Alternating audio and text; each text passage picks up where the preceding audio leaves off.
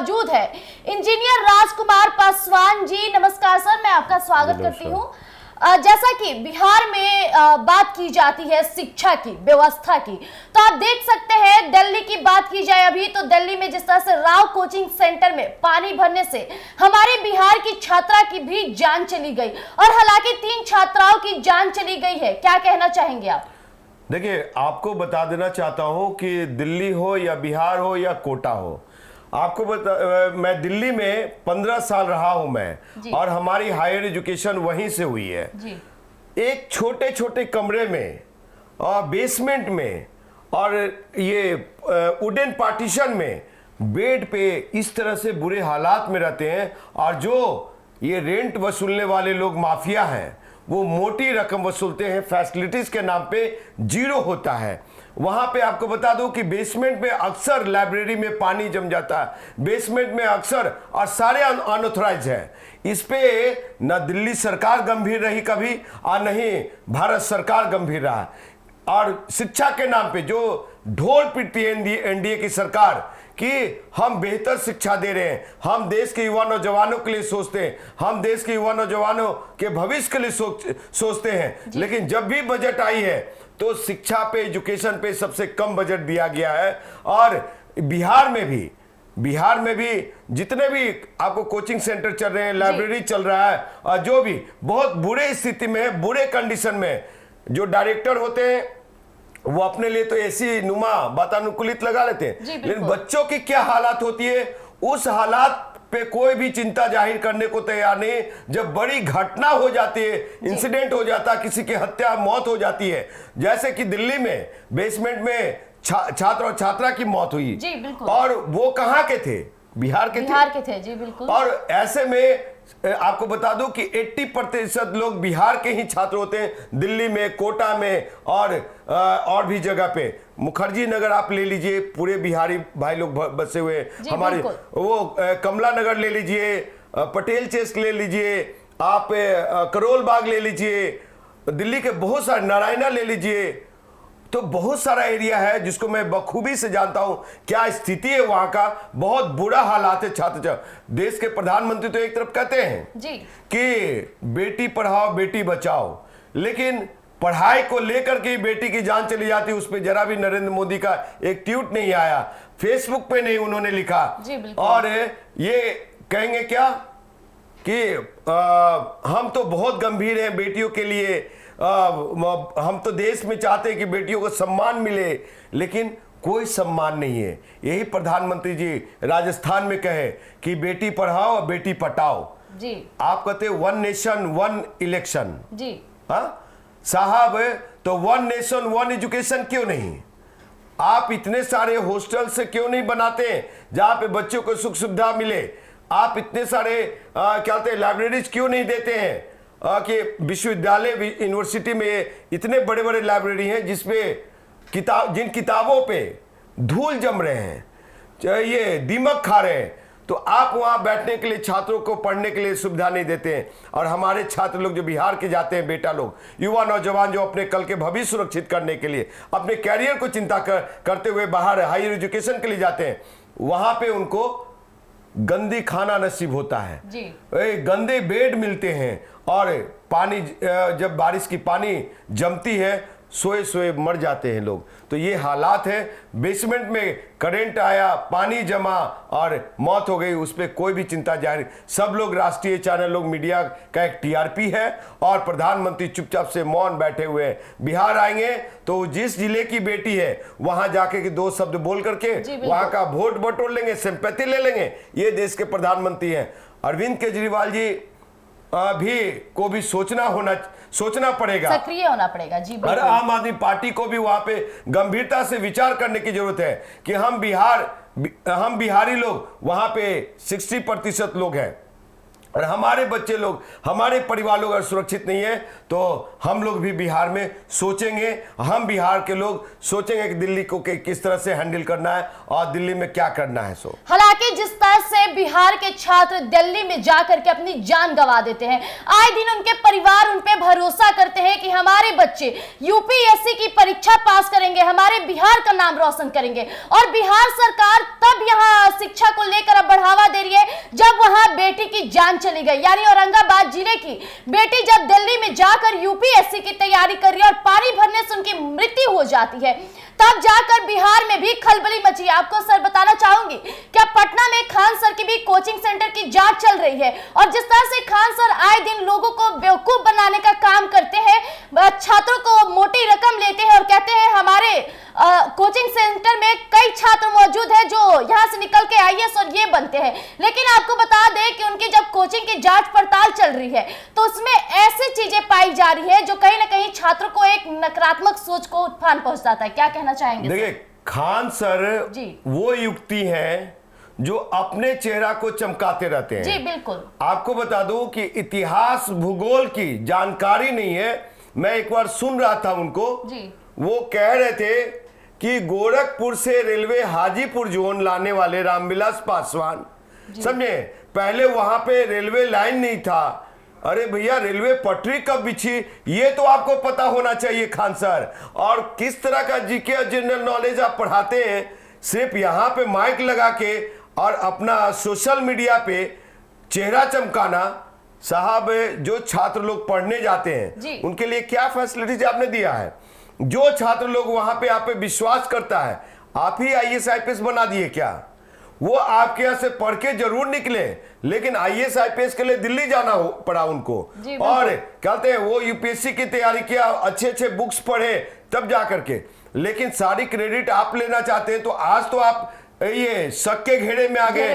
आपका कोचिंग कितना वेल एकोमेंडेड है स्टूडेंट के लिए और कितना कंफर्ट है पढ़ाई के लिए, वो तो आप ही बताएंगे। और पुलिस प्रशासन जिस तरह से आपके कोचिंग पे ताला जड़ने का काम किया है और आप पे सवालिया निशान उठी है, तो आप कहीं न कहीं शिक्षा जगत के माफिया हैं। और आप वो माफिया हैं जो कि देश के युवा नौजवानों को गुमराह करने में लगे हुए कि हम खान सर कुछ भी नहीं है। हम क्या खान सर से पढ़े हैं क्या? जी। हम प्रिया जी खान सर से नहीं पढ़े, हम भी महेंद्र में पढ़ने जाते थे। हम भी पढ़ करके सिंह साहब की कोचिंग से निकले और फिर हमको दिल्ली जाकर के हायर एजुकेशन लेना पड़ा। तो क्या हम रात दिन रटते रहे खान सर? बहुत सारे ये गुरु हैं, गुरु का सम्मान है, लेकिन गुरु इतना ऐसा ना बन जाए कि छात्रों को सम्मान न दे और छात्र को पढ़ने के लिए सही व्यवस्था न दे सके। अभी भी वक्त है, जितने भी कोचिंग सेंटर वाले लोग हैं उनको डायरेक्शन जारी की गई है कि हर एक सुख सुविधा से लैस कीजिए और जो जो कमियां हैं उसको सुधार लीजिए। और सुधारना होगा, नहीं सुधारेंगे तो आपके कोचिंग पे, आपके इंस्टीट्यूशन पे ताला जड़ा जाएगा। और हमारे भी मित्र बहुत सारे हैं जो कि कोचिंग खोल करके बोरिंग रोड में इंग्लिश पढ़ाते हैं, कोई जीके जीएस पढ़ाते हैं, तो उनके यहाँ भी ये सवाल उठा है, उनको भी ठीक करना होगा। तो ये चीजें खान सर ही एक थोड़ी ना बिहार में मसीहा है भाई। तो आजकल माना जा रहा है जिस तरह से छात्रों को पैसे लेकर के सुविधाएं नहीं दी जा रही और शिक्षा के नाम पे उन्हें बेवकूफ बनाने का काम किया जा रहा है, वही छात्र अपने घर पे किताब लाकर पढ़े तो ज्यादा बेटर है। क्योंकि आजकल शिक्षा संस्थानों में जिस तरह का सोच उत्थान पहुंचाती है, यहाँ तक कि खान सर के ऐसे सर कई वीडियोज है जिसमें खान सर बॉयफ्रेंड गर्लफ्रेंड के मुद्दे ज्यादातर उठाते और छात्रों को गुमराह करने की कोशिश करते हैं। क्या कहना चाहेंगे आप? देखिए, साइंस में बहुत सारी चीजें हैं कि मेल और फीमेल की बात की गई है। हिंदी साहित्य में भी बहुत सारे लड़के लड़कियों की बात की गई है, लेकिन एक शिक्षक इस तरह से बात करे सोशल मीडिया पे तो मुझे हंसी आती है। और युवा पीढ़ी, युवा नौजवान जो कल के भविष्य है, उन लोगों पे क्या असर पड़ेगा। भाषा की शैली काफी ज्यादा मायने रखती है शिक्षा में। दूसरी चीजें आपको बता दूं कि सरकार को इन जैसे इंस्टीट्यूशन पे कार्रवाई करनी चाहिए। बिल्कुल जी। छात्र हित में, पढ़ाई एजुकेशन के हित में, और जो इंस्टीट्यूशन पढ़ाई के नाम पे मोटे रकम वसूल रहे हैं, तो मुझे लगता है कि देश के प्रधानमंत्री को मैं फिर कहना चाहूंगा और बिहार के सम्मानीय मुख्यमंत्री नीतीश कुमार जी को भी कि वन नेशन वन एजुकेशन की बात होनी चाहिए कि जो माफियागिरी है शिक्षा जगत में वो खत्म हो और ये कहते हैं जो टीआरपी लेने की बात है, जो युवा नौजवानों के भटकाव की बात है, आज बहुत सारे स्टूडेंट छात्र जो गलत कोचिंग में जा करके अपनी कैरियर बर्बाद कर लिया, वो आज सुसाइड कर रहे हैं।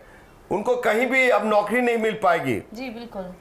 और बहुत सारे ऐसे खान सर के इंस्टीट्यूशन के हैं जो कि सड़कों पे चल रहे हैं, ऑटो भी चला रहे हैं, तो वो भी तो छात्र हैं। मैं बता दूंगा कि बहुत सारे कितने सारे छात्र लोग हैं जो सड़कों पे हैं आज, जिनको भविष्य सुरक्षित नहीं हो पाया, जो एक विश्वास के साथ गए थे, वो आज कहते आईएएस आईपीएस डॉक्टर इंजीनियर नहीं बन पाए, तो उसका भविष्य का क्या होगा।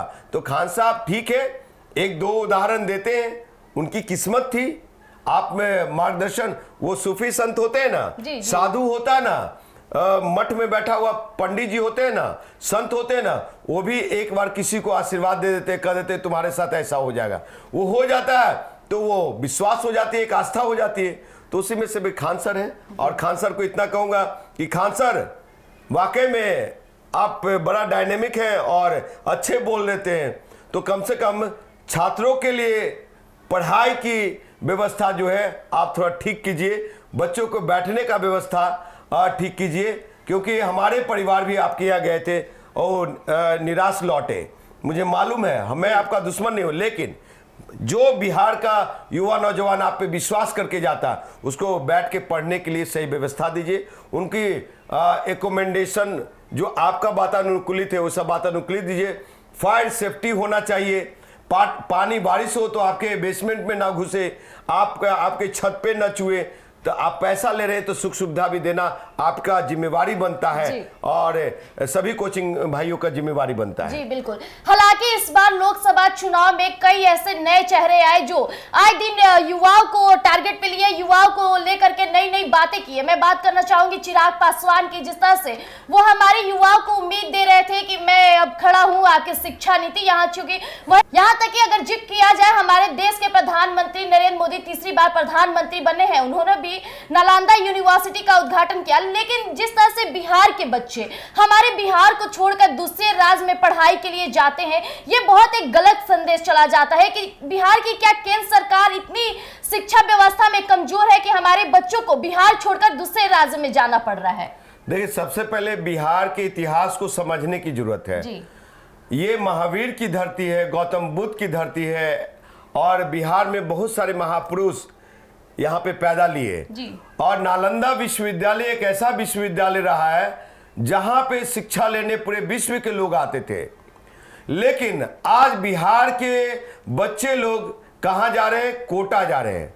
अब कोटा में कौन लोग हैं? पढ़ने वाला बिहारी, पढ़ाने वाला बिहारी, और रेवेन्यू किसको जा रहा है? दूसरे प्रदेश को, दूसरे गवर्नमेंट को, दूसरे प्रांत को। और उसमें जो भाई चिराग पासवान का आप नाम ले रहे थे, तो माननीय मंत्री भाई चिराग पासवान जी पे मुझे हंसी आती है, जो खुद ही तालीम बढ़िया नहीं लिया, वो बिहार की शिक्षा व्यवस्था पे बात करते हुए मुझे हंसी आती है।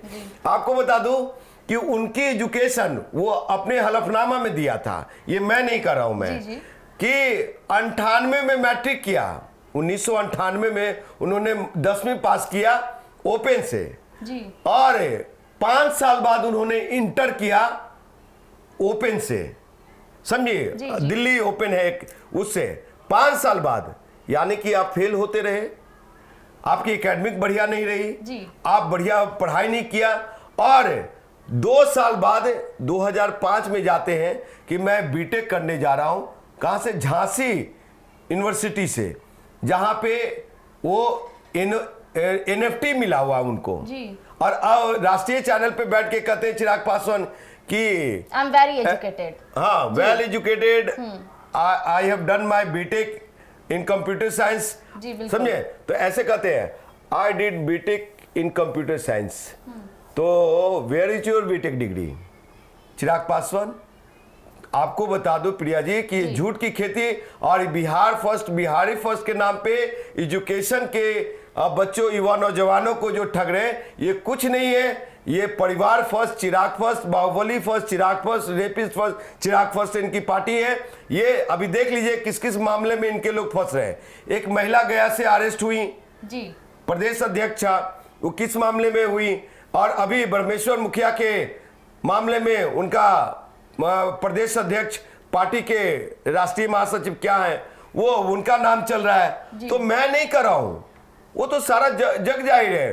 तो ये कौन सा मॉडल दे पाएंगे बिहार के युवा नौजवानों को, शिक्षा जगत को, और जो बच्चे लोग हमारे बेसमेंट में डूब के मरे हैं उनके परिजनों के साथ हमारी सहानुभूति है और उन बच्चों को सच्ची श्रद्धांजलि है। मैं जब सत्ता में आऊंगा तो इतना मैं जरूर वादा करता हूं कि शिक्षा उच्च कोटि का होगा और किसी बच्चे को पढ़ाई के बाद नौकरी के लिए सोचना नहीं पड़ेगा, उनको जान नहीं देना पड़ेगा। जिस तरह से बुरी स्थिति में हमारा बच्चा लोग मुखर्जी नगर, कमला नगर, पटेल चेस्ट, मुखर्जी, ये आपको बता दूं यहाँ पे करोल बाग, नारायणा, और यहाँ IGMS जो है, बहुत जगह लोग, कटवरिया सराय, बहुत बच्चे लोग जो हॉस्टल में रह रहे हैं उनकी बहुत बुरी स्थिति है।